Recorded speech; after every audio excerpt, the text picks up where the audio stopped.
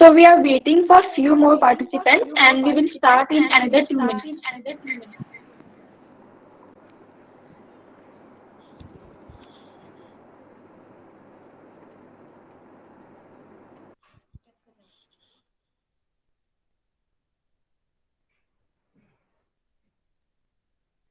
Hello, I'm audible. Yes, sir, you are.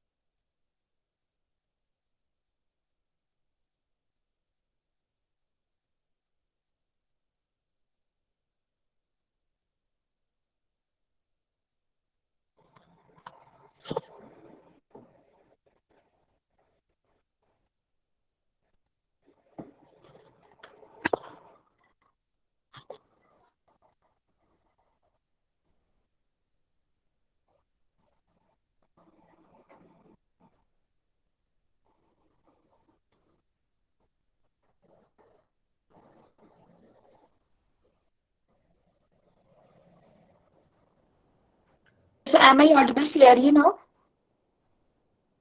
Yes, you are audible. Good morning. Good morning, ma'am.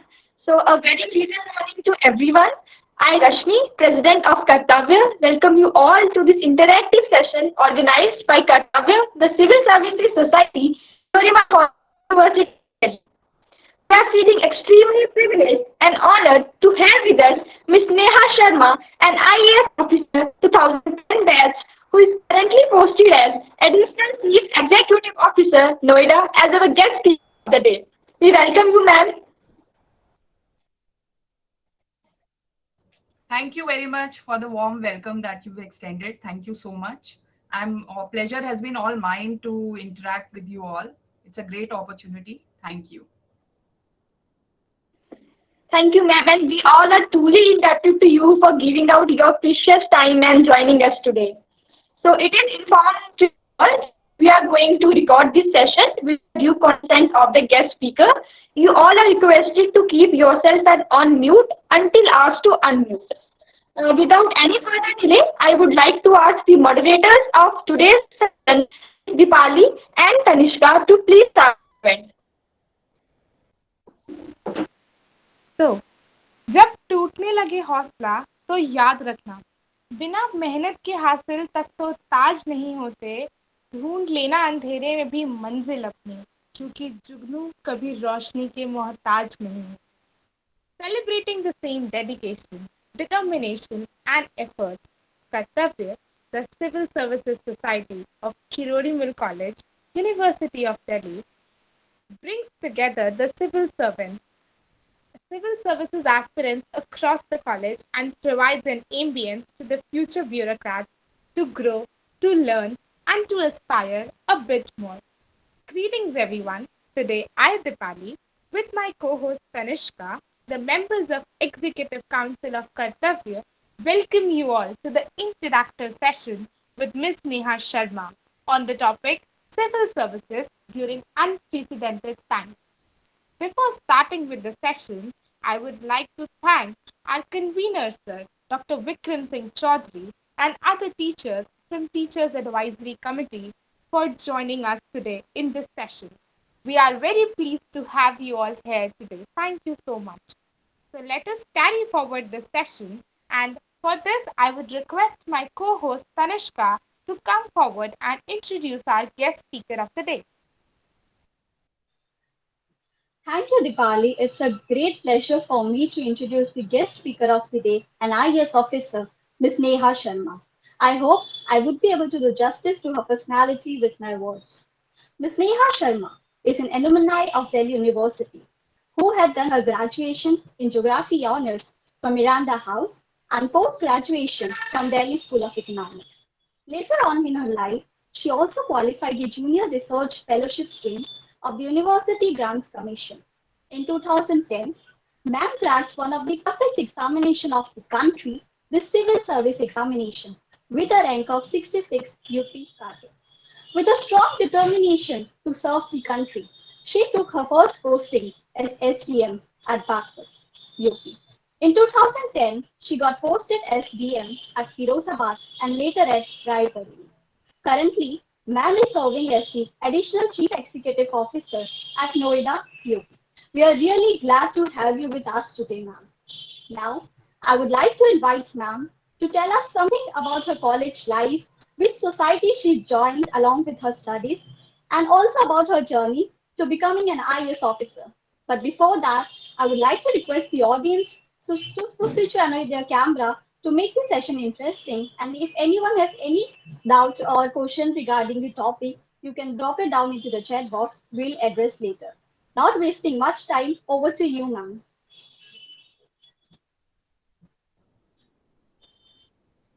Thank you very much. First of all, it's a great pleasure. I mentioned it. It's a great pleasure. It's always a pleasure to be interacting with young minds. You feel very much your own college days come alive with such sessions. So it's a great opportunity. I'm thankful that you guys invited me, especially Vikram has been a college friend. So on his behest, this session was done. And now let me just structure it in a manner जहाँ we'll talk about my college days, pre-college days also, because हमें अपनी एक social conditioning की भी बात करनी है. I can see many of you who've just switched on their cameras. पीछे एक बड़ा सा map लगा हुआ है और UPSC का जो एक aim आपका बना हुआ है उसको लेकर के जो determination है, it can reflect from the walls that you are sitting around. तो मैं इसको इस तरह से स्ट्रक्चर करना चाहूंगी. सबसे पहले तो मैं बात करूंगी अपने pre college days and how this became a goal in my life, this objective in my life. Then we'll talk about how did we get into this mode of achieving it. And thereafter, I'll speak a bit about 10 years in service. It's a decade in service now. I'm a 2010 batch officer. So on a reflective mode, I'll also speak of certain things जो मुझे बाद में अब assess हो रहा है कि preparation time में हमें क्या चीजें करनी होती हैं, whereby it goes into making you an officer. तो मैं retrospect में भी बात कर सकती हूँ क्योंकि I've been in services for around 10 years now. तो इस तरह से structure करेंगे and मुझे लगता है आगे it has to be a little more dialogic, it has to be a little more interactive. आप लोग काफी लोग यहाँ ज्वाइन किए हैं तो आपके मन में भी जो संशय हो, जो डाउट्स हो, so I would be happy to clear them. I would be happy to handhold you wherever. I mean, if you wish to interrupt me also, you can raise your hand and you can engage in a dialogue. So I would like to structure it this way. तो सबसे पहले अगर मैं बात करूं, मैं अपने बारे में थोड़ा सा बता दूं कि मैं एक बहुत ही छोटे से स्टेट में एक बहुत ही छोटे से डिस्ट्रिक्ट से I belong to a place called Bekuntpur. It is located in a district called Sarguja. बहुत ही ट्राइबल और बिल्कुल जो बोलते हैं नेचुरल ब्यूटी से भरा हुआ इट्स अ डिस्ट्रिक्ट. एंड वहाँ पे मेरे पेरेंट्स बेस्ड थे. And the very thing that that sets me apart from that had set me apart, जो मैं अपनी जर्नी में देखती हूँ, वो ये कि एक छोटे से डिस्ट्रिक्ट में जहाँ पे काफी कुछ रिसोर्स क्रंच था. रिसोर्स क्रंच किस तरह का था मैं बताऊंगी आपको. उस छोटे से डिस्ट्रिक्ट से निकलकर जब कुछ काम करते हैं तो किस तरह से आपका जो आपकी लिमिटेशंस भी हैं वो आपके लिए एक एज हो जाती हैं. So I want you all to dwell into this kind of philosophy and that should be your take home. मेरे इंटरेक्टिव सेशन से जो मैं चाहूंगी कि आपका टेक होम हो वो ये हो कि अगर हमें किसी तरह की लिमिटेशंस हो, रैंडमनेस ऑफ लाइफ्स हैपनिंग हो, हमारी जो एक्सटर्नैलिटीज हैं जो हमें किसी चीज से हैम्पर करती हैं, जो हमारे ऑब्स्ट्रक्शंस हैं, उन ऑब्स्ट्रक्शंस को भी अगर हम चाहें अपने माइंड से, अपने परसेप्शन से, उन ऑब्स्ट्रक्शंस को भी हम सोच सकते हैं कि these are possibilities. So I would dwell into little bit into that. तो मेरा जन्म जो है वो मध्य प्रदेश में हुआ and my parents were settled in Surguja, Chhattisgarh में. तो वहाँ मेरी बहुत ही प्रारंभिक शिक्षा जो है which is about till 6th standard I studied there. And उसके बाद मेरे पेरेंट्स ने मेरे लिए बेहतर विकल्प सोचे कि कुछ पढ़ने के लिए और बेहतर जगह भेजा जाए. So I landed in a boarding school in Scindia School, Gwalior, which is a very remarkable school, although I was not a remarkable student at all. So that can also, make you feel if you are lagging somewhere, अभी भी बहुत वक्त है, हम लोग बेहतर कर सकते हैं. तो स्कूल बहुत अच्छा था, लेकिन क्योंकि रहते हम छत्तीसगढ़ में सरगुजा में थे, तो स्कूल में जो असाइनमेंट्स होते हैं, कई असाइनमेंट्स मिला करते थे. अब मेरे साथ पढ़ने वाले काफी सारे बच्चे थे, वो दिल्ली के थे, कोलकाता के थे, कुछ बड़ी सिटीज के थे. तो जब असाइनमेंट्स मिलते थे तो असाइनमेंट्स जो होते थे वो बहुत ही इस तरह के होते थे. उस टाइम पे तो इंटरनेट भी बहुत ज्यादा नहीं था. I am talking about somewhere mid 1990s, 95, 96 when I was in 7th standard. तो कोई असाइनमेंट मिलता था, जैसे एक हिस्ट्री का असाइनमेंट, एक एग्जाम्पल के तौर पे बता रही हूँ. तो मेरे जो दिल्ली वाले दोस्त थे वो कुतुब मीनार पे कर लेते थे, रेड फोर्ट पे कर लेते थे. They had access to good libraries. और मैं सरगुजा में, बैकुंठपुर में, I had no internet access, I had no library to go. तो वो एक जो मेरे लिए सेटबैक था, उसको मैं आपको ये बताना चाहती हूँ कि उस सेटबैक में एक आउट ऑफ बॉक्स थिंकिंग का जो जन्म हुआ, उसको मैं आपके सामने साझा करना चाहती हूँ. तो एक Surguja estate, if you now explore, अभी आप इंटरनेट पे देखेंगे तो सरगुजा में एक बहुत पुराना पैलेस है which is a tribal king's Surguja estate. Used to be an erstwhile province in the ancient times, in the medieval times. तो उस कहते हैं जूल इन डिस्गाइज के बारे में किसी को नहीं पता था. तो अब मेरे पास क्योंकि रिसोर्स ज्यादा नहीं थे, तो मैंने असाइनमेंट किस पे किया? सरगुजा एस्टेट पे किया. जब सब लोगों ने असाइनमेंट्स देखे, हमारे टीचर्स ने, तो भाई कुतुब मीनार पे हो गया, विक्टोरिया पे टर्मिनल पे हो गया, बड़े बड़े जो सुने हुए एरियाज के बारे में असाइनमेंट हो गया. मेरा जो असाइनमेंट था, it was out of box, it was slightly different from what others had to present. तो ये जो मेरा नैरेटिव है, मैं आपको इसलिए बताना चाह रही हूँ. आप इसका डायरेक्शन भी आप समझ रहे होंगे कि मैं क्यों बताना चाह रही हूँ. मैं इसलिए बताना चाह रही हूँ कि ये एक फिलॉसफी है लाइफ की.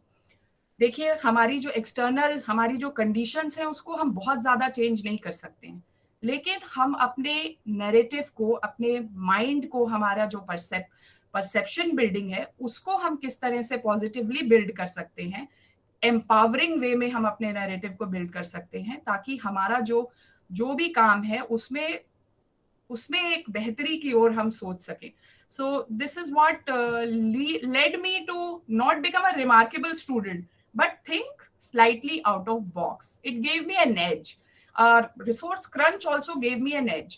तो मैं बस ये बात से आपको इस बात की अगर थोड़ी भी आपके अंदर उत्पत्ति हो सके कि हमारे हो सकता है कुछ लिमिटेशंस हो हमारी लाइफ में, हमारे बहुत तरीके के प्रॉब्लम्स होते हैं, the interplay of factors which lead to becoming us what we are, हमारी कंडीशनिंग, हमारी एक्सटर्नल इवेंट्स, हमारी लाइफ में हो रही कई सारी एक्टिविटीज, लेकिन हमारा अंदर का जो ध्येय है, हमारा जो परसेप्शन है, हमारा जो माइंड है, हमारी जो सोच है, उसको हमें इन एक्सटर्नैलिटीज से पॉजिटिविटी की तरफ में रुख उसका करना है, ना कि नेगेटिविटी की तरफ में. तो इस तरह से मेरी कुछ शुरुआत हुई. हमारे यहाँ पेपर भी तब 2 दिन पुराना आता था, इन अ स्मॉलर टाउन. आप में से हो सकता है कुछ लोग छोटे जगहों से हों. So to get an English newspaper, Hindu या इंडियन एक्सप्रेस या Times of India for that matter, वो 2 दिन पुराना वाला पेपर आता था. लेकिन पढ़ना है, 2 दिन पुरानी ही न्यूज सही, पर उसको पढ़ना है और क्योंकि लाइब्रेरीज बहुत ज्यादा इजीली एक्सेसिबल नहीं थी, तो एडिटोरियल ही पढ़ना है, एडिटोरियल से ओपिनियंस जो बन रही है उसको कट करके अपने पास में रखते जाना है, उससे मतलब you start making your own library. So in that kind of a context I wish कि आप लोगों के अंदर भी मैं थोड़ी सी इस इंटरैक्टिव सेशन में वो चीज, वो बात को मैं आपके अंदर जीवंत कर सकूं. तो this session will really be in its true sense, in its true essence, a very fruitful session. तो इस तरीके से शुरुआत हुई. Then I went to a very good school. Gwalior में मैं बोर्डिंग स्कूल में पढ़ी. And during my school days, in fact, it gave me a very sense of self-reliance, a sense of independence. क्योंकि बोर्डिंग स्कूल में आप बहुत कुछ करना सीखते हैं, ऐसे टीम भाव आपके अंदर बहुत ज्यादा विकसित होता है. आप बहुत ज्यादा you learn to adapt to newer atmospheres, different kind of people. उनके बीच में आप किस तरह से अपने आप को कंडक्ट कर सकते हैं, किस तरह से अपनी राह बना सकते हैं. तो ये चीजें मैंने थोड़ा सा उस वक्त सीखी. Then of course Delhi and you all, मुझे बताया गया ये किरोड़ी मल कॉलेज है और साथ में अन्य कॉलेज के भी यहाँ पे स्टूडेंट्स हैं. सो दिल्ली यूनिवर्सिटी, आप सब की तरह मैं भी दिल्ली यूनिवर्सिटी की एक एलुमनाई हूँ और nothing in it's incomparable to get such a pedestal in your life, जहाँ पर आप दिल्ली में एक तरह का इस तरह का एक्सपोजर मिलता है, इतने तरह के लोग मिलते हैं, एक ऐसा एनवायरनमेंट मिलता है जो आपको बहुत कुछ करने के लिए खुद में खुद प्रेरित करता है. तो when I came to Delhi in 2001, I joined Miranda House. I joined as a student at geography honors मैंने किया है.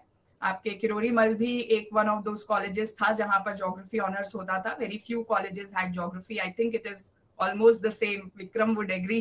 कुछ ज्योग्राफी को आप बढ़ावा दिलवाइए वैसे. सो as told by you, I don't remember having a society of civil services aspirants back then. पता नहीं होती होगी, but I don't remember it. So I must congratulate you all. कर्तव्य, बहुत अच्छा कर्तव्य आप कर रहे हैं, आप बहुत अच्छा फोरम प्रोवाइड कर रहे हैं. Because at that junction I don't remember such platforms being in place. Yes, there used to be art and culture and dance Shakespeare Society for all that fiction and things. लेकिन I think career counseling was little bit backseat पे था, उतना नहीं था. तो फिर भी लेकिन क्योंकि हम लोग जहाँ से आते हैं वहाँ पर देखते तो है ही. और मैं भी जहाँ पर जिस डिस्ट्रिक्ट में थी वहाँ पर कलेक्टर आते थे, तो बात ये होती थी कि भाई दो ही लोग के बारे में चर्चा होती है, वहाँ का थानेदार या वहाँ का कलेक्टर. तो जब इस तरह की बात सुनते थे कि नहीं, कोई आए हैं भाई, कलेक्टर साहब आए हैं, they've done good work, वो अच्छा काम कर रहे हैं, वो बुरा काम कर रहे हैं, एक डिस्ट्रिक्ट की इमेज जो है वहाँ के डीएम से बन रही है. तो इस तरह की बातों ने मुझे बहुत हमेशा से ही एक प्रेरणा दी हुई थी. और स्कूल से ही मेरा मन था कि मैं सिविल सर्वेंट के रूप में अपने आप को स्थापित कर पाऊं. मेरे पेरेंट्स डॉक्टर्स थे, लेकिन आई थॉट कि डॉक्टर्स के रूप में मैं उतना अपने आप को जस्टिफाई नहीं कर पाऊंगी जितना मैं एक सिविल सर्वेंट के रूप में अपने आप को देखती थी. तो over a period of time, of course all this going with my geography honours, जो कि ऐसा नहीं है कि मैं बिल्कुल जैसा मैं बता रही हूँ, I was not a remarkable or a very illustrious student, I was an average student.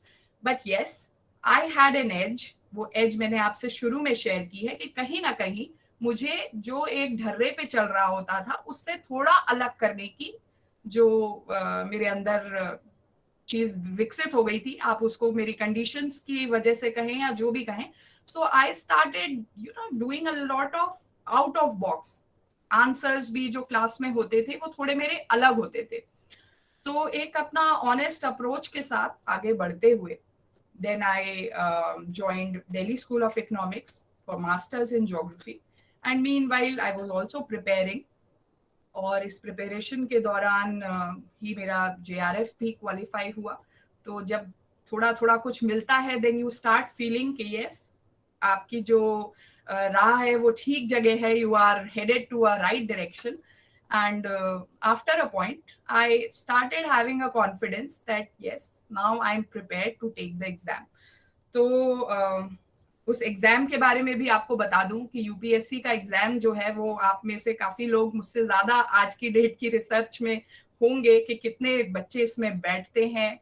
And मेरा जो एग्जाम ईयर है वो 2008, 9, 10, this was my third attempt where I qualified. It's not my first attempt. So उस time पे एक slump आया था. There was a economic slump, और यूएसए से काफी सारे प्राइवेट सेक्टर के लोग भी मेन स्ट्रीम गवर्नमेंट सेक्टर में आने के लिए उस टाइम पर प्रतिबद्ध हो गए थे.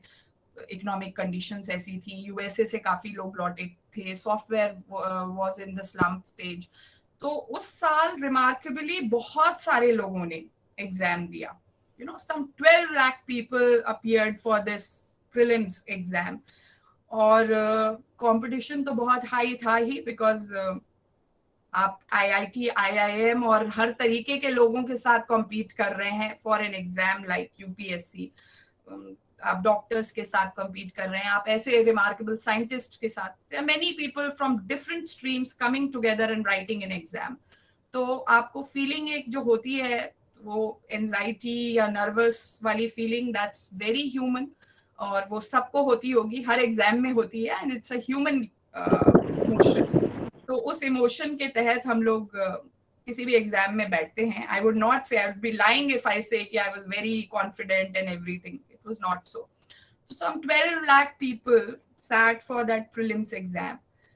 सम यू नो, कितना बताएं, अगर उसका हम 1/4 भी ले लें तो कम से कम एक 4 लाख पीपल का आप लगा के चलिए कि they must be some serious candidates. बाकी लोग, कई लोग ऐसे भी भर देते हैं. उसमें से फिर आपको छटनी होकर मेंस में पहुंचना है. मेंस से छटनी होकर you have to make it within the first 100 to get into the IAS. तो बहुत बड़ा वो था जो लक्ष्य था. लेकिन of course step by step it gets easier for you if you are focused and अपनी तैयारी पर थोड़ा विश्वास रखते हुए अगर हम आगे बढ़ते हैं. So that year it clicked for me. God had been kind and it clicked for me. And उस साल मतलब भगवान की दया से मुझे ऐसा नहीं हुआ कि प्री हो गया और मेंस में अटक गए या इंटरव्यू में अटक गए. एक बार ही थ्रू हुए तो I attained 66th rank, and that has been the journey pre UPSC. तो अब इस जर्नी के बारे में अगर हम थोड़ा सा इंटरैक्टिव बात कर लें तो मुझे अच्छा लगेगा. Thereafter I will tell you unprecedented times में एक सिविल सर्वेंट की आज की क्या भूमिका है, आज का क्या रोल है, उसके बारे में मैं आपको विस्तार से बताऊंगी. But during my preparation days, if you wish to ask me something, we'll also I'll also focus a bit on the preparation methods, क्योंकि वो आपके लिए आज की डेट में सबसे इम्पोर्टेंट है. क्योंकि आप एक स्टूडेंट जो वर्ग है उसके लिए अभी आगे की बात या पीछे की बात थोड़ी कम इम्पोर्टेंट है. Most important is how this preparation mode breaks you और मोल्ड्स यू और यू नो शेप्स यू. तो उस पर भी हम लोग बात करेंगे. But if you have any question as of now, I don't want to keep it boring by just talking. तो अगर कुछ क्वेश्चन है तो let me answer you. I'll request the moderators to take up. Tanishka or Deepali or anyone can. Thank you so much, ma'am, for sharing your journey with us a little, starting from your school life and your concept of thinking out of the box. It's like will really inspire each one of us. And now we should start with the question and answer round. We have few questions from our side that we'll address first, and then we'll take from the audience side. Kindly, Deepali, start with the first question. Yeah, so ma'am, just I would like to ask you that in contemporary scenario, the focus has basically shifted to the concept of mental health. So I would like to ask that while preparing for civil services examination, how we can exactly cope up with different aspects, keeping ourselves mentally strong and well. That's a very important question, and that is a question many people don't ask. They don't really talk about these issues because it's seen in a very not as positive light. It used to be, and it's a taboo subject. So it's a very good thing that you raised it. First of all, yes, this exam in itself is a very taxing process, and it really takes, you know, a lot of your time, a lot of your formative years when you are in your prime of your youth. You are in a mode where you have to just give 100% of yourself. So so much so that many a times there is a point of, you know, breaking down. So I think what really kept me going was the very philosophy I just spoke about, and I would want that to be foundation of each and every one of you, because when you are, you know, you must think that all the external events are not in your hand. The externalities can never be shaped by, you know, you. There are going to be very negative forces around you. There are going to be conditions where you would think that you are not rightly placed, you are deprived of many things. But what kept me going was that even in this deprivation, whatever I'm doing with my 100%. And even in this deprivation, something better awaits for me. Maybe this is shaping me, think out of box. Even if I would not have been a civil servant, JRF was there. I was thinking of a life in academics. Of course, I did not, have a lot of I did not want that plan B to ever occur. I mean, I wanted my plan A to succeed. But yes, you should try to keep your focus as positive by just thinking that there are externalities which are beyond your control. You can just keep your calm by thinking positive. जो भी हो रहा है, जो भी ये चीजें negative हो रही हैं, इसमें भी कुछ पॉजिटिव छिपा है अगर इस फिलॉसफी को हम लोग समझ लेंगे. And I will talk about this in my last 10 years of being a bureaucrat. And also जब आपके अंदर एक क्वेश्चन होगा, आप काफी लोगों की, क्योंकि मेरे अंदर भी था कि यूपीएससी के इंटरव्यू में ऐसा क्या देखते हैं भाई. सो इन चीजों पर मैं अभी और डेल्व करूंगी when I talk about a positive approach in life. So I would discuss this with certain narratives from my own course. We completely agree with you, ma'am, and I am sure that each participant will take your words seriously. Now we shall move to the second question. Ma'am, what do you think is the most important thing a UPSC aspirant should keep in mind while preparing for it? And what should be our strategy? Because many of us are keen to know the way we should strategize things out.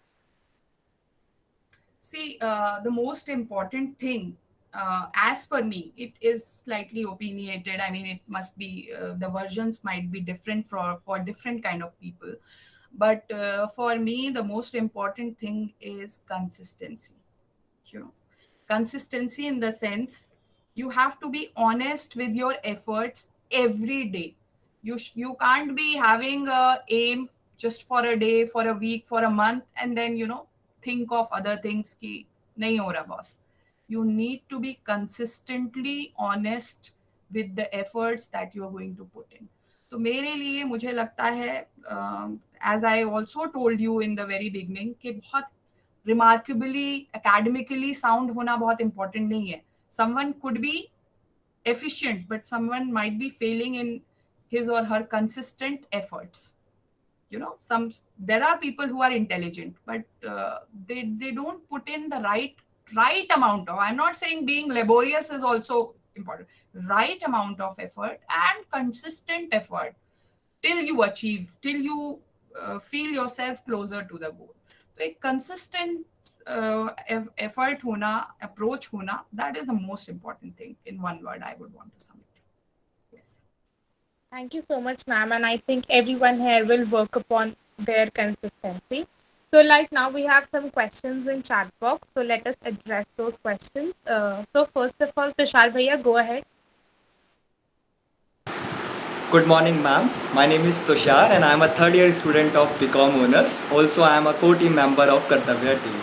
Ma'am, before asking my question, thank you so much for giving the opportunity to ask you my question one-on-one. And ma'am, my question to you is, did you feel demotivated and feelings like giving up during your preparation time? You know, ma'am, especially when I have started preparation, and after 2-3 months, it feels very difficult to maintain that consistency. So ma'am, it would be very helpful for me as well as for others if you could share like how did you cope up with that, what actions you have taken. Thank you ma'am. Yes, Tushar. In fact, I told all of you that it's a very human emotion to feel demotivated and nervous and anxious about things. It's very human to do so. जब पहला attempt नहीं होता है, पहला तो आप यूं ही दे देते हो, many a times पहला तो लगता है कि हाँ we are faring well in our class, चलो देख लेते हैं, ट्राई कर लेते हैं. पहले अटेम्प्ट के बाद डिमोटिवेट नहीं होते. Second attempt, when you give a little more serious mode, I mean, I'll talk about UPSC only, उसी में format में बात कर लूँ. तो second attempt में when you are more, you've given in a lot more of your hard work, उसके बाद भी नहीं होता, pre भी नहीं निकलता. In my case, first 2 attempts I did not qualify my pre. So तो demotivate होते हैं. Demotivation हुआ भी, मुझे भी हुआ. And I felt maybe I'm not meant for it. मुझे लग रहा था ये पहली सीढ़ी ही नहीं क्वालिफाई हो रही है तो आगे का एग्जाम तो अलग बात है. लेकिन many a times when you get demotivated, you should use it as a channel to also introspect कि आप गलत कहाँ हो रहे हैं. वो अगर आपने वो मतलब अवस्था आपने प्राप्त कर ली where you are getting wrong, which is the place whereby it's a dark horizon, लेकिन आप उसमें वेंचर किए हैं, आपको लगेगा कि आपका कौन सा सब्जेक्ट था जो वीक था, कहाँ आप गलत कर रहे थे. And UPSC, to be precise, it's not about knowing it all, because syllabus इतना वास्ट है, बट जितना आपके कंटेम्पररीज को पता है वहां आप फॉल्टर नहीं कर सकते. जहां आपको पता है जो आपका साथ वाला है, भाई एक कोई रिवर है, उसकी ट्रिब्यूटरीज हैं, भाई वो आपको नहीं पता है पर आपके कंटेम्पररीज को पता है, वो 1-1, 2-2 नंबर से ही एज मिलती है. So you will have to get back by letting yourself know कि आपका जो वीक एरिया है वो कौन सा है. वो वीक एरिया एक कोई out of box, out of world question आ गया, वो सबके लिए वीक एरिया है. लेकिन आपके जितने लोग प्रिपरेशन कर रहे हैं उनको ये चीज आ सकती है, ये आपको असेस करना है, वो चीज आप मिस नहीं कर सकते. So that is how you can assess yourself कि आप कहाँ पर फॉल्टर कर रहे हैं. अपनी strengths and weaknesses by and large सबको पता होती हैं. कोई सब्जेक्ट हमारा स्ट्रॉन्ग पॉइंट होता है, कोई सब्जेक्ट, लेकिन कुछ होता है कि एक बेंचमार्क तो हमें अटेंड करना ही है, उतना लेवल ऑफ प्रिपरेशन तो अटेंड करना है. आप ये सोचिए कि ये क्वेश्चन मेरे साथ में जो लोग एग्जाम दे रहे हो वो गलत किए होंगे क्या. अगर वो नहीं किए होंगे, आपको लग जाएगा कि ये क्वेश्चन तो सबको आता होगा, तो मतलब वो आपका वीक एरिया, असल वीक एरिया है, उस पर आपको वर्क करना है. तो डिमोटिवेशन को इतना डिमोटिवेट मत हो जाइए कि अपनी प्रिपरेशन को अफेक्ट करें. उस डिमोटिवेटेड टाइम में अपने आप का असेसमेंट करिए, सेल्फ इंट्रोस्पेक्ट करिए, अपने वीक एरियाज को असेस करिए, एंड देन ऑफ कोर्स फिर तो आपको उछाल ही मिलेगी. So I think you should take it in that stride. Thank you so much, ma'am. Mr. Vikram Chaudhary wants to ask something. Sorry, you may unmute yourself and you can ask the question. Good afternoon all of you. और सबसे पहले मैं अपनी तरफ से नेहा शर्मा जी का स्वागत करता हूं. और बहुत अच्छा अपने बच्चों को जिस तरीके से आपने इंकरेज किया, मोटिवेट किया है, वो सही मायने में हमें पूरा छात्रों के लिए बहुत अच्छा है. मेरा सिर्फ एक क्वेश्चन पूछना चाहता हूँ कि कैंडिडेट्स के पैसेंस से ज़्यादा क्या माँ बाप का पैसेंस ज़्यादा जरूरी है? कि मैं अपने साथ देखा है, मैं भी अटेम्प्ट दिया था और नो डाउट जैसा आपने अपने बारे में बताया कि फर्स्ट, सेकंड, थर्ड में आपने सब कुछ क्लियर किया थर्ड अटेम्प्ट. तो कहीं ऐसा लगता है कि हमारे पैसेंस के साथ साथ, हमारे धैर्य के साथ साथ माँ बाप का धैर्य भी उतना ही जरूरी है जितना ही कैंडिडेट का. मेरा यही प्रश्न है. बिल्कुल सही बात है विक्रम जी, आपने बिल्कुल सही नब्ज पकड़ी है कि इशू है, लेकिन उसमें भी अपनी काबिलियत छिपी है कि हम माता पिता के धैर्य को कितना ऊपर तक ले जा सकते हैं, उसके उनके धैर्य पर उनको विश्वास कितना उनके अंदर उत्पन्न कर सकते हैं कि बच्चे में शायद वो लगन है, बच्चे में वो काबिलियत है। तो नेचुरली पेरेंट्स का सपोर्ट बहुत ज़रूरी है। पेरेंट्स क्योंकि बहुत सारी मेरे साथ में माय फ्रेंड्स हुआ girls are also around here, young colleagues. तो हमने देखा है लड़कियों के लिए भी एक there is an edge where people you know family, अगर extended family starts talking about marriage and things, तो पेरेंट्स का धैर्य भी लड़कों के लिए भी होता है कि अब आ गए हो एक राइट एज पर, अब कमाओ भाई, अब घर का संभालो। So I think there are different kind of responsibilities attached to a social setup. लेकिन पेरेंट्स का धैर्य बहुत इंपॉर्टेंट है। नेचुरली अपना पेशेंस तो है ही, लेकिन मैंने ये भी बात कही कि पेरेंट्स के धैर्य को विकसित करने के लिए अपनी काबिलियत भी जरूरी है। आप कितना अच्छा उनसे संवाद करके उनको भी अपने इस पूरे सफर में अपना एक सपोर्ट सिस्टम की तरह उनको बना सकते हैं। तो मुझे लगता है इस काबिलियत को भी विकसित कर लीजिए। आपके टीचर ने एक बियॉन्ड आपके लिए बात सोची है। तो I think that is very important to keep that communication, that ray of hope alive. Thank you, Shubham. Thank you. So if I can speak a little bit about the career that I've had, उसके बाद फिर हम लोग question answer round को और लंबा रख लेंगे। सो अकेडमी से लेकर अभी तक की जर्नी को थोड़ा सा और साझा कर लेती हूँ, ठीक है? Will it be fine? All right. So the day I got selected, that is the biggest day of my life. That was the happiest day of my life. अब ये कहना थोड़ा सा गलत होगा। Now I've had kids also, and I was married to my childhood love. So वो सारे points तो हैं ही हैप्पीएस्ट, लेकिन करियर की बात करें, so I got selected and the result came out on 6th of May 2010. और उस दिन नेचुरली पेरेंट्स की बात हो रही है, तो सबसे पहला जो हैप्पी मोमेंट होता है when you can turn their tears of joy, that rolling down their cheeks, that's the biggest moment one can really feel in his or her life. तो वैसा ही कुछ हुआ, और मम्मी पापा के लिए भी it was a proud moment. And of course when you get selected, then academy is one point where everybody feels that this is a new chapter of my life. तो academy join की, LBS academy, और academy भी अपने आप में, जैसा आप college को आज मानते हैं ना एक इंस्टीट्यूशन, कॉलेज में जो एक बॉन्डिंग होती है, academy भी एक अनदर लेवल है।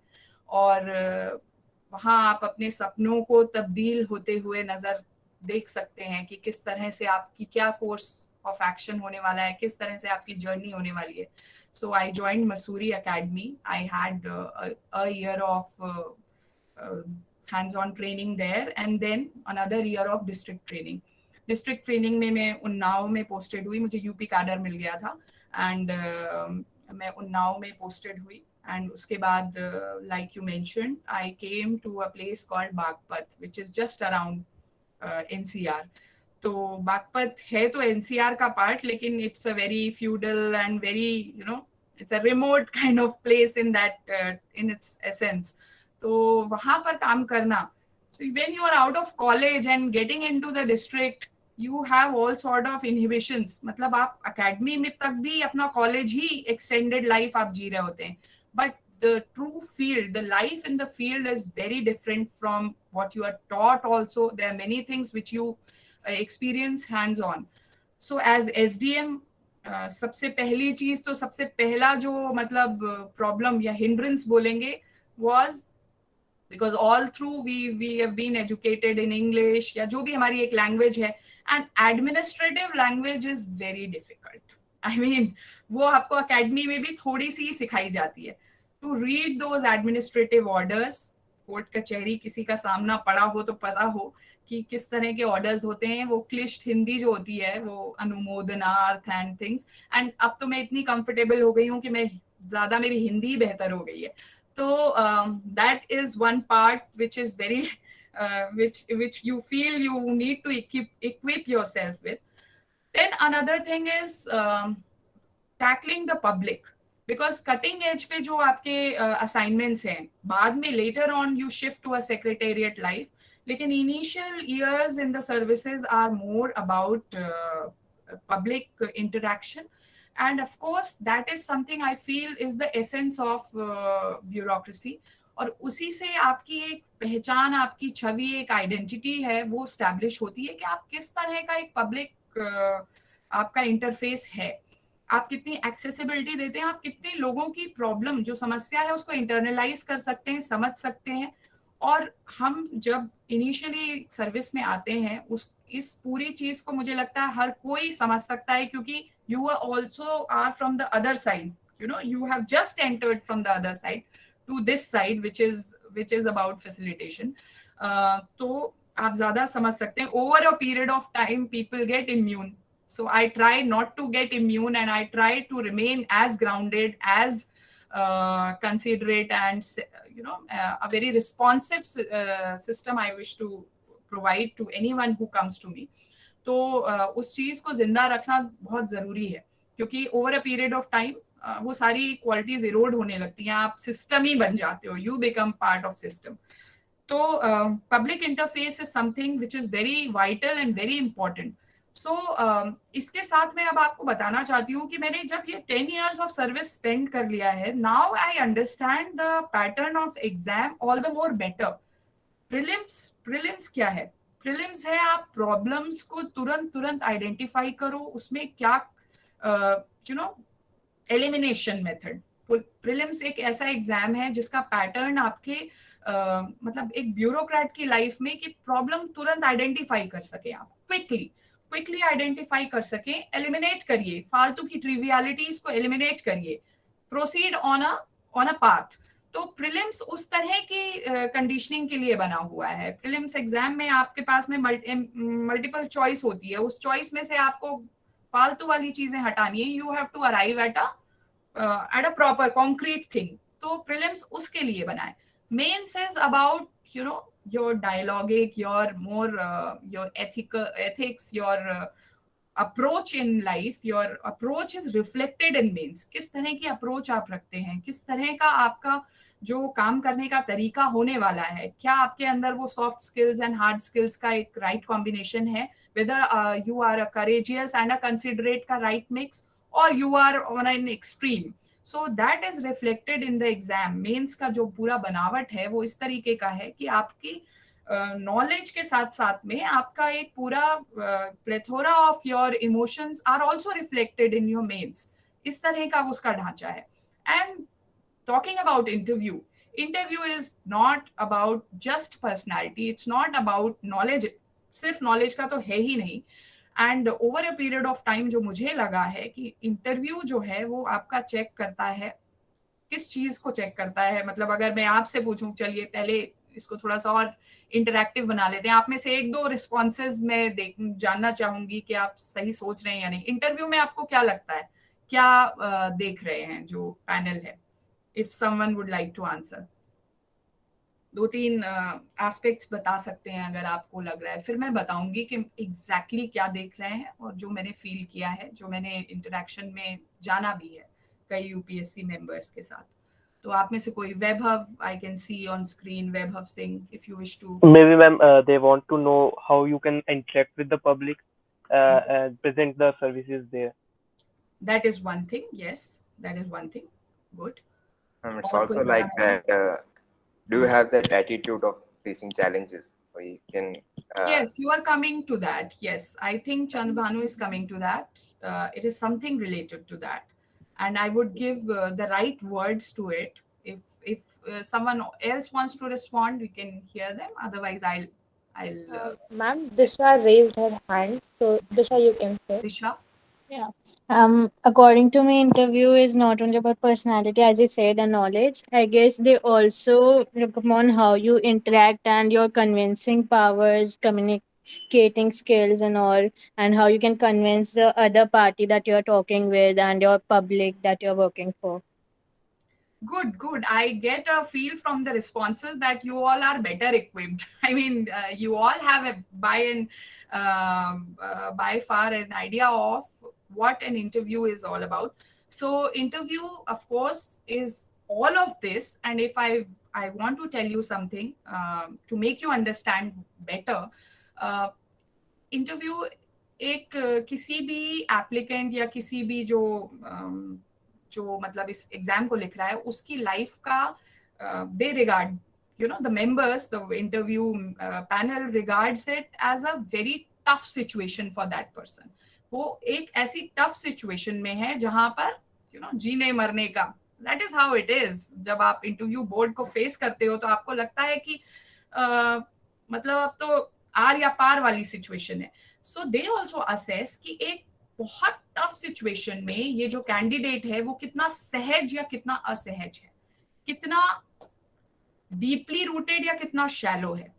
किसी भी कॉन्फ्लिक्ट या स्ट्रगलिंग सिचुएशन में अगर आप सहज रहकर आप उसको पार कर लेंगे तो आप एक बेहतर सॉल्यूशन ढूंढ लेंगे.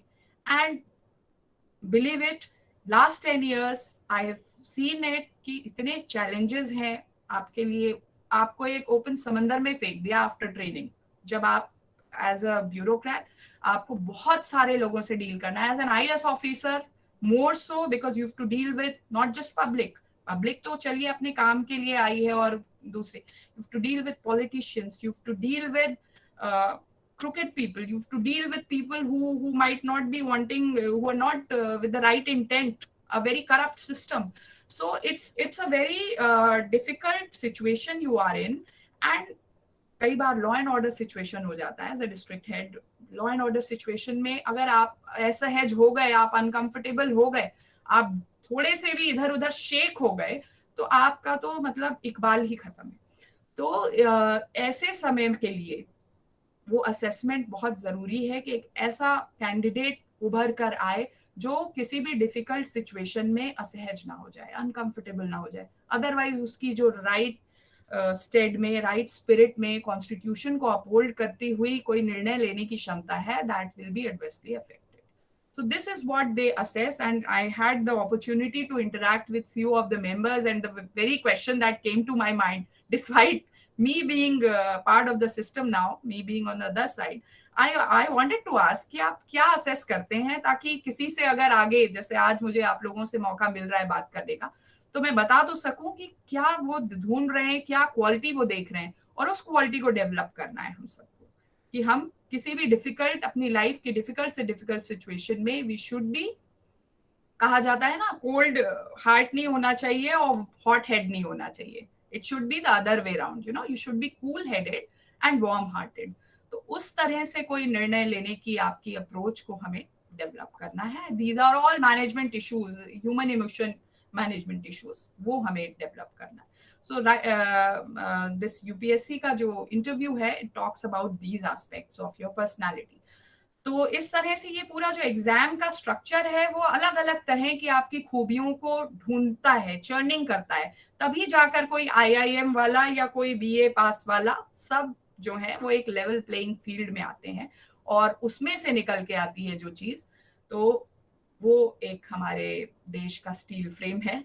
और last 10 years of course have had different kind of experiences. SDM के रूप में, CDO में आप एक अलग तरह का रोल और जिम्मेदारी कर रहे हैं, आप विकास कर रहे हैं entirely. And DM is the, it's really a very satisfying, very self-satisfying also as a role. You can give a lot to the society. आप लॉ एंड ऑर्डर भी संभाल रहे हैं, आप विकास की धारा को भी जोड़ रहे हैं, और किसी भी एक छोटी सी यूनिट को, एक डिस्ट्रिक्ट को पूरी एक लीडरशिप कैपेसिटी में आप किस तरह से आगे बढ़ा सकते हैं, वो एक रोल जो है वो बहुत मेरे दिल के करीब है. मैं 2 डिस्ट्रिक्ट्स में रही हूँ, फिरोजाबाद में रही हूँ, रायबरेली में रही हूँ. इलेक्शंस करवाए हैं मैंने. रायबरेली में तो कांग्रेस के मतलब शीर्ष नेतृत्व का इलेक्शन भी करवाया है. So it was a difficult and a high profile election, but yes, these things really make you a better person each day. And I think what I rightly said in the beginning also, कि हम जब college से निकलकर जब enter करते हैं services में, तो हम एक अलग ही जज्बे के साथ रहते हैं। उस जज्बे और जुनून को हमें किल नहीं होने देना है। हमें इस बात को ध्यान रखना है कि हमारे साथ बहुत सारे तार जो हैं वो उस तरफ भी सिस्टम के जुड़े हुए हैं, तो उस पीड़ा को समझते हुए ही आगे बढ़ना है। So this is how you can always grow in services. और मुझे लगता है कि I think I have been able to sum it up for you कि किस तरह का मेरा ये जो सफर है हो रहा है। Thank you. Thank you so much, ma'am, for sharing even the minute details. So we are back to the question answers round. So, ma'am, Mehakji wants to ask that you mentioned about your attempts. So, could you please share your learnings out of the first 2 attempts? Yes, the first 2 attempts, the first attempt I would say उस time पे तो learning नहीं लगता है, but अब लगता है कि बहुत ही मतलब आपने शैलो स्टडी मोड में ही मैंने मतलब दे दिया था वो attempt. So I should not have wasted my attempt like that. हमारे टाइम पे थोड़े से लिमिटेड अटेम्प्ट्स भी थे, there were 4 of attempts back then. तो क्योंकि आप जैसे जैसे आपका अटेम्प्ट आप लूज करते हो तो थोड़ा सा कॉन्फिडेंस भी शेक होता है, you know, you just have 3 left, you just have 2 left, इस तरह से। तो पहला अटेम्प्ट इतना अभी आप लोग most of you are third year or second year students, so I would say don't jump into the race. इस तरह से मत दे दीजिएगा कि बस ट्राई करने के लिए देते हैं। एक बार अच्छी तरह से असेस करिए अपने आप को and then you should write your exam. Of course, my second attempt gave me an insight as to what I was lagging. और बहुत सारे ऐसे क्वेश्चंस थे जो कि मुझे पता होने चाहिए थे। लाइक आई सेड, मेरे बहुत सारे कंटेम्प्रेरीज जो मेरे साथ एग्जाम दे रहे हैं वो तो बेसिक है, वो तो एनसीईआरटी में भी है, वो भी मैं नहीं कर पाई अटेम्प्ट। तो मुझे लगता है कि मेरा स्ट्रैटेजी ही सही नहीं थी कि मैं कहाँ पढ़ना चाहिए और मैं कुछ और ही पढ़ रही थी। So it is about also about strategizing what you need to study. You don't have the time and energy to study everything, so you should be able to focus on the syllabus, on the right kind of books. Newspaper लोग कहते हैं पढ़िए, बहुत newspaper पढ़िए। अब newspaper पढ़ के आप कोई कंप्यूटर तो है नहीं कि रोज न्यूज़पेपर पढ़ा और आपके दिमाग में आ गया। तो आपको एक स्ट्रेटेजी बनानी है कि आप मैं क्रॉनिकल पढ़ती थी, तो न्यूज़पेपर जो पढ़ती थी उसमें क्रॉनिकल 12 ही पढ़नी है आपको, 12 आपकी साल की जो हर मंथली होती है। तो न्यूज़पेपर में कोई ऐसी चीज मुझे लगती थी which could be part of a question, which could be a question, future question, तो मैं उसको उस सेगमेंट में क्रॉनिकल में लिख लेती थी, मार्क कर लेती थी। So 12 chronicles you can summarise, you can memorise. लेकिन आप न्यूज़पेपर हर दिन पढ़ें और फिर एक नोट्स बनाएं उसका और फिर वो पढ़ें, दैट इज बियॉन्ड रीजनिंग। मुझे नहीं लगता कि वो ह्यूमनली पॉसिबल है। तो इस तरह से स्ट्रैटेजी ठीक तरह से बनानी है, किस चीज को आप रिवीजन के साइकिल में आप जोड़ पाएंगे। Will you be able to go back to 27th June and then see कि 27th June के न्यूज़पेपर में क्या आया था? You would not be able to do that. So you have to do the right kind of strategy, right amount of time and energy you need to put in. ये कुछ learnings थी मेरी जो over a period of time I thought were important. Thank you, ma'am, for explaining really well. Now we have a question from Neha. Neha, you can unmute yourself and ask your question. Okay, good morning, ma'am. Hi, Neha, good morning. Yes, ma'am. Ma'am, I want to ask, like you were preparing for UPSC and your post-graduation also side by side, then how did you manage between the two? Yes, I think when you prepare for UPSC, मुझे तो लगता है एक इतना ज्यादा पढ़ना पड़ता है यूपीएससी में कि एक पेपर जो है, I felt the syllabus was very less. मतलब अभी you might think that I am just saying, मतलब जियोमॉर्फोलॉजी तो एक मेरा पेपर था, geomorphology, climatology, oceanography, these were my subjects in geography masters. तो ये तो मेरा एक पेपर था यूपीएससी के सिलेबस में। सो आई फेल्ट कि वो मेरे साथ में केस ये था कि मेरा वही ऑप्शनल था और मैं उसी में मास्टर्स कर रही थी। So I was kind of completing my syllabus along with the UPSC syllabus, and more so doing my masters was also giving an edge, क्योंकि जो यूपीएससी की यूजुअली नोट्स होते हैं या जो कोचिंग इंस्टीट्यूट्स पढ़ाते हैं उससे ज्यादा और ज्यादा एकेडमिकली एनरिचिंग आपका जो डीयू का सिलेबस है, तो उससे कुछ चीजें I used to put inputs into my answer, that really help me have an edge over others. तो दोनों चीजें मैं साथ ही कर रही थी, but I would not be the right person to answer for someone who might be having different stream in masters and different subject as an optional, but for me it was mutually enriching exercise. Okay, ma'am. Thank you very much for this answer as well. Thank you so much, ma'am. And now we have questions from Anshluti. Anshluti, could you please unmute yourself and ask the question? So hello, ma'am.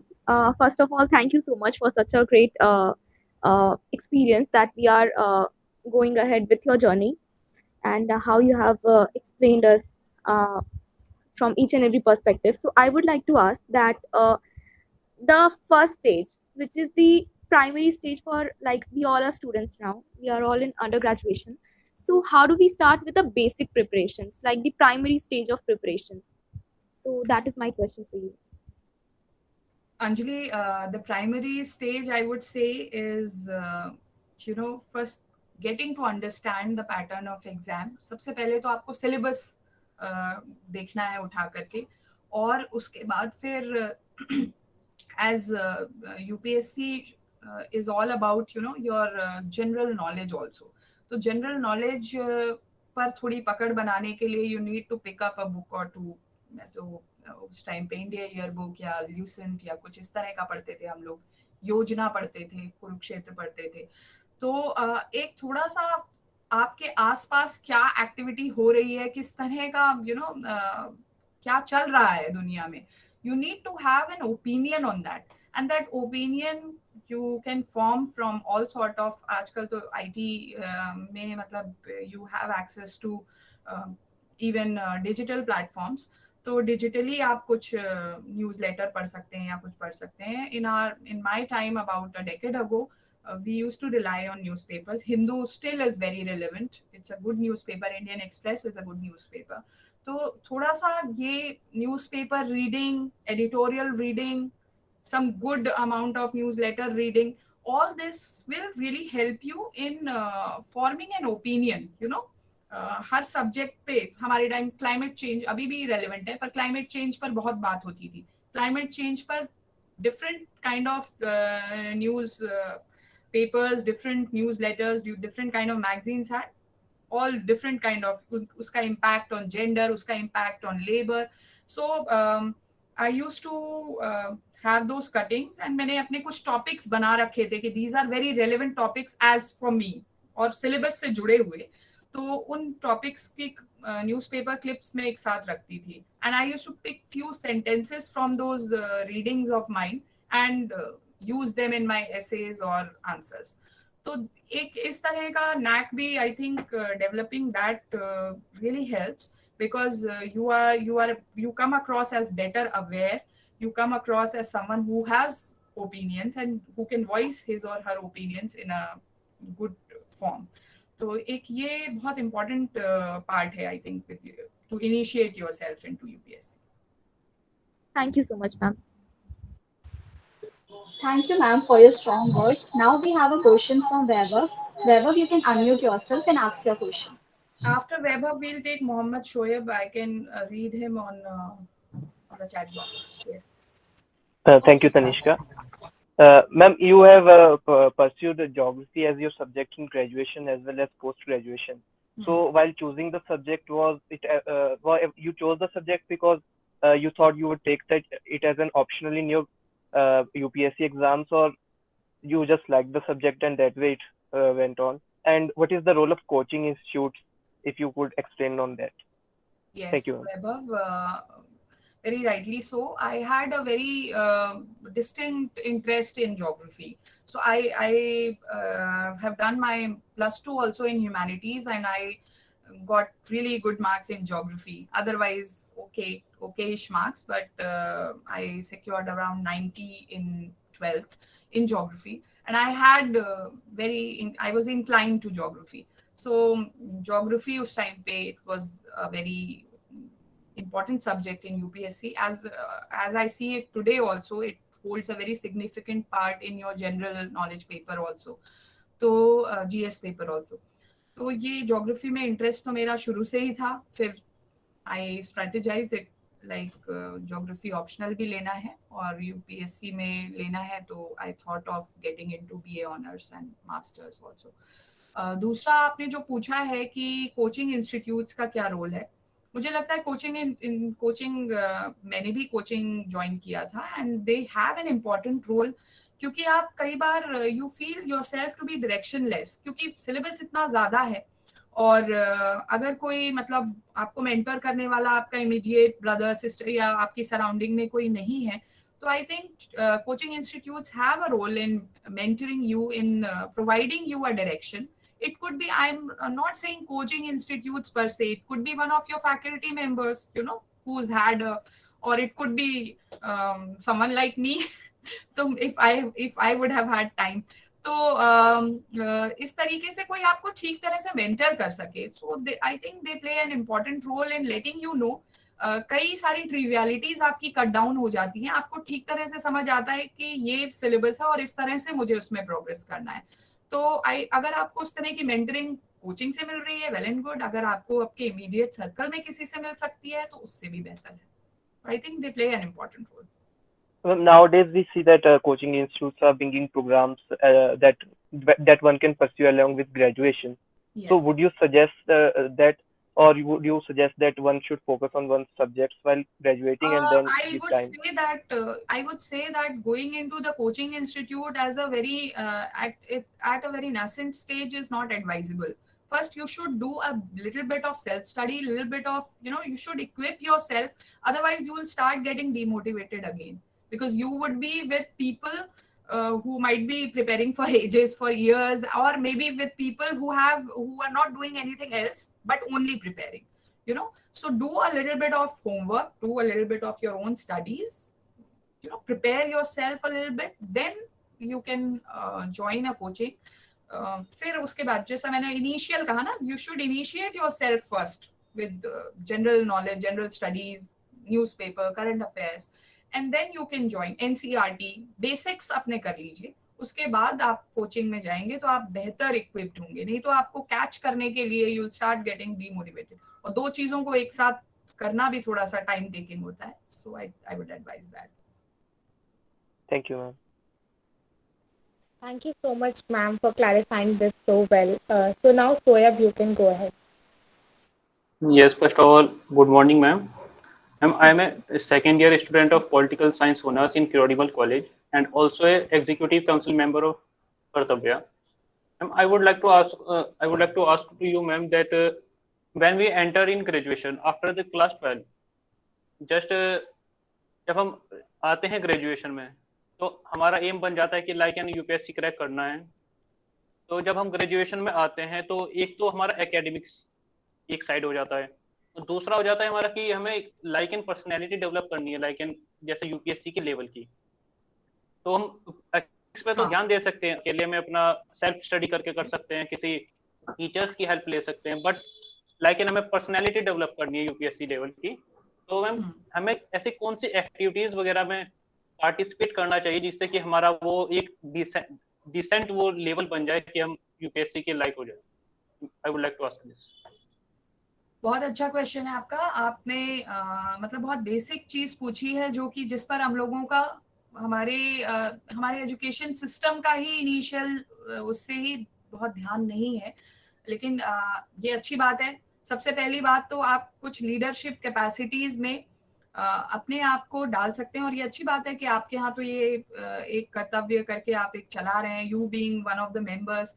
तो कुछ ना कुछ हमें ऐसी जगहों पर ऐसी capacity में थोड़ा सा अपनी झिझक जो है, there is always an inhibition, कुछ तरह का इनहिबिशन कई बार होता है, उससे हमें डट के निपटना है, उस झिझक से इसका सामना करना है. और अभी मैं आपको इसमें भी एक एग्जांपल दे दूं कि जब सिलेक्शन भी हो गया था उसके बाद मुझे किसान सभा में बोलना था, तो आई वाज जस्ट वंडरिंग कि मेरी चांस ना आए भाई, कुछ लोग और बोल लें, मुझे ना बोलने को मौका मिले।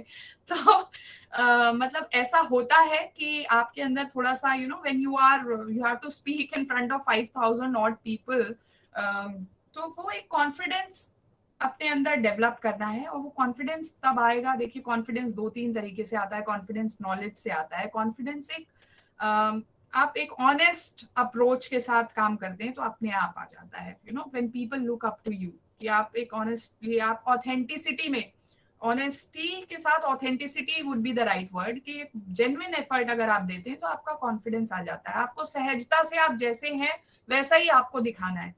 When you are trying to be someone else, आप नहीं कर सकते हैं, मतलब आपका कॉन्फिडेंस शेक हो जाएगा। तो वो ऑथेंटिसिटी जो हमारी है, हमारी जो भी पृष्ठभूमि है, इट शुड कम अक्रॉस। मुझे अपनी बात को सहजता से रखना है। तो मेरे ख्याल से that is something which would be the threshold of being a decent candidate for UPSC. Be authentic. Thank you. Mantra. Yes, ma'am. Thank you.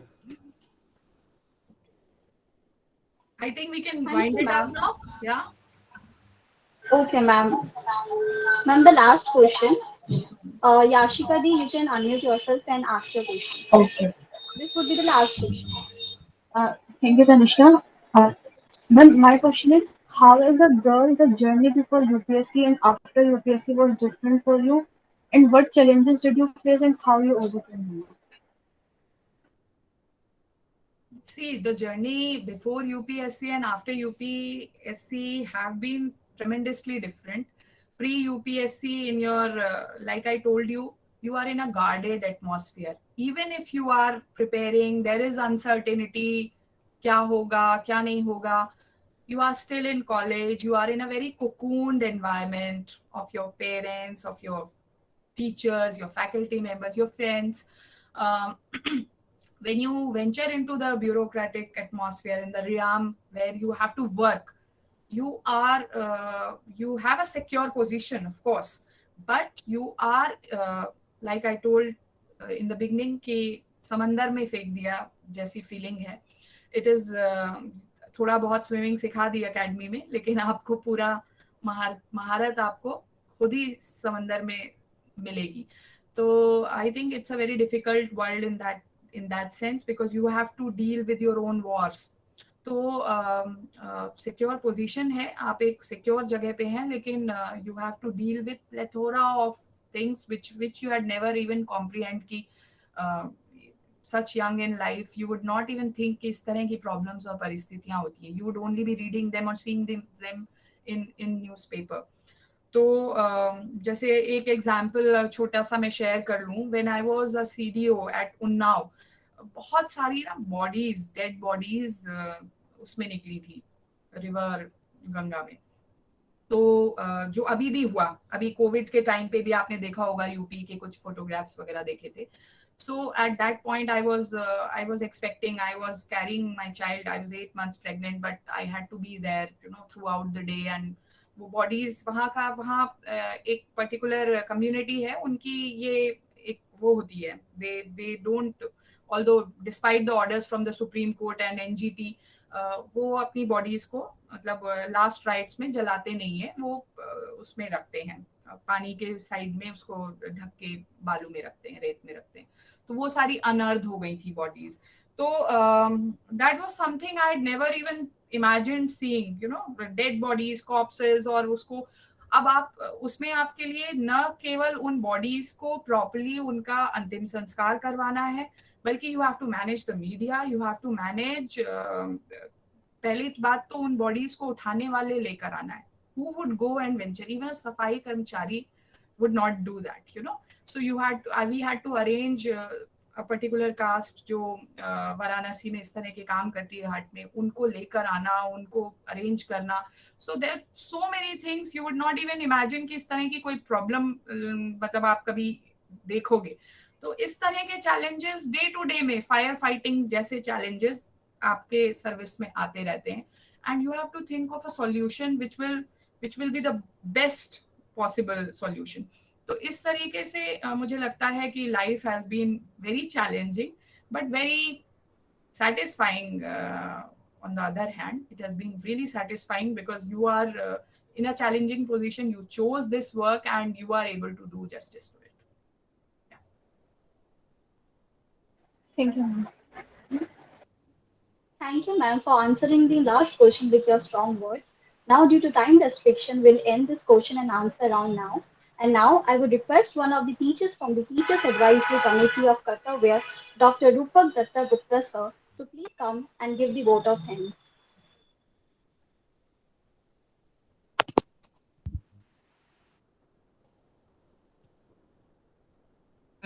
Good afternoon, everybody. I must appreciate the efforts of Kartavya to, organize, to start the session with this kind of an interactive session and not a lecture, you see. And I, as a resident of Noida, would like to certainly welcome you, Ms. Neha Sharma.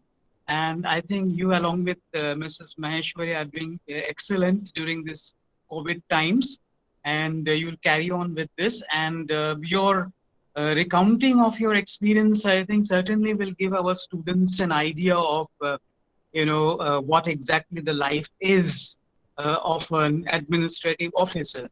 Because at a time, you see, when you became the IS officer, this was a time when India was becoming, India was venturing into globalization process and liberalization and privatization. And there was so much of talk that appear shrink and there will be jobs in the private sector, but it has not unfolded like this. State must have shrunk a bit. It has given a lot of space to the private sector, but as long as government is there, as long as state is there, I think we need the civil service, and then civil service has to also evolve according to the new times, in which new challenges like pandemic itself was a challenge. And then we have challenge of technology, challenge of, today everything, government offices are open to hacking and many other kinds of, incidents are there. So how do we, go about it? So I must thank you for coming, and Dr. Vikram, the staff advisor, the other faculty members, as well as students. Thank you very much for inviting me. Thanks a lot. Thank you so much, sir, for your kind words. And a special thanks to ma'am, who is there with us despite her busy schedule. We now thank each one of you for being with us. और कहते हैं ना कि अगर किसी चीज को दिल से चाहो तो पूरी कायनात उसे तुमसे मिलाने की कोशिश में लग जाती है। तो आज रास्ता तो बना लिया है, कल मंजिल भी मिल ही जाएगी। हौसलों से भरी ये कोशिश एक दिन जरूर रंग लाएगी। With this positive note, let us end this session. Thank you for being such wonderful spectators, and you all can leave the meeting. Thank you. Thank you. Thank you so much. Thank you.